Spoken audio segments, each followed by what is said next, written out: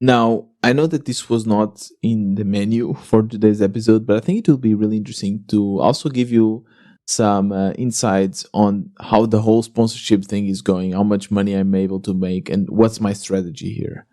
As you know, I started accepting sponsorships for this podcast after a long time saying that I wouldn't do it, by the way, in November. And it had two consequences. One, which is the obvious one, I started getting paid. So it's really cool. It's really, really cool to be paid to do this because now it's somehow a profession, right? I can say that this is bringing money, like real money. My MRR at the moment is almost the same as in the community, and it just has passed like 2 months, right, or 3 months since I started doing this. So that's amazing. It's not that I was not happy before. I would do this for free because it's very therapeutical and it's also somehow a marketing source for me. But the moment I started getting paid, it changed a little bit the game for me, like the motivation and everything. And one thing that I was not expecting, actually, it made the podcast better because now I am more interested in getting more listens because the more listens I have, the happier the sponsors are, and I can ask for more money. So now I see myself taking a little bit more caution, like thinking more about releasing a new episode.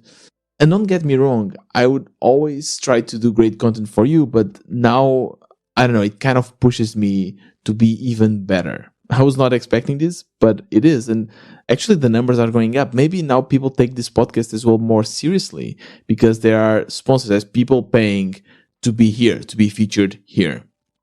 When I first started with my first sponsor was Simon, and I asked for $60 per slot, and he bought 4 slots, which I was very surprised. At first, I said I would only do 1 slot because I don't want to kind of burden you too much. But he said like 1 slot is not enough because, and I understand this now. This is a branding thing, right? So a lot of you will not just go and click in the links, but you kind of interiorize,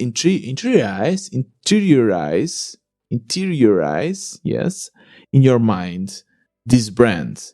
You know that if next time you want to tweet something or next time you want to VA, you know that you heard something in this podcast. So the more episodes you do around it, the better, right? But of course, if you do a lot, it gets also uninteresting. So I told Simon about that, and he was super open. He said, "Okay, it's fine. We can do 4 slots, but then you just cover different features of FeedHive." And this was really important because this kind of defined my strategy in all the new sponsors that came along. After that, I reduced a bit the prices because of the Black Friday. I was selling for $50. And then I really realized that, yeah, having 3 slots or 4 slots is really ideal. More than that might be a little bit too boring. Less than that, maybe it does not have the full potential of a slot. And I started somehow promoting more the package. So for now, the last sold slots were for $80 1 slot, and 60. I don't want to wrong you, but I think it's like $65. Yeah, $65 if the sponsor would buy 3 slots. And now I just increase the prices again because my strategy is let's sell a bunch of slots that would cover maybe 1 month, and a half of episodes, and then let's increase the prices because I'm not that desperate for that anymore, and I can wait a little bit more time until I get the slots. And my strategy is just DMing people.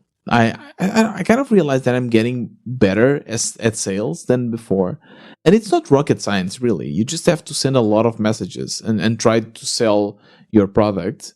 But it needs to be, again, a win-win situation. So you try to really help the other person. And if the other person realizes that, they will buy your product. If don't, it's okay. Just continue.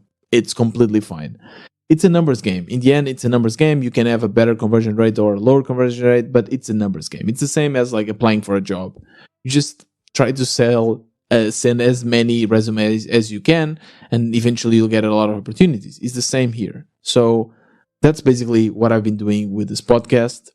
And I know that it still requires my time.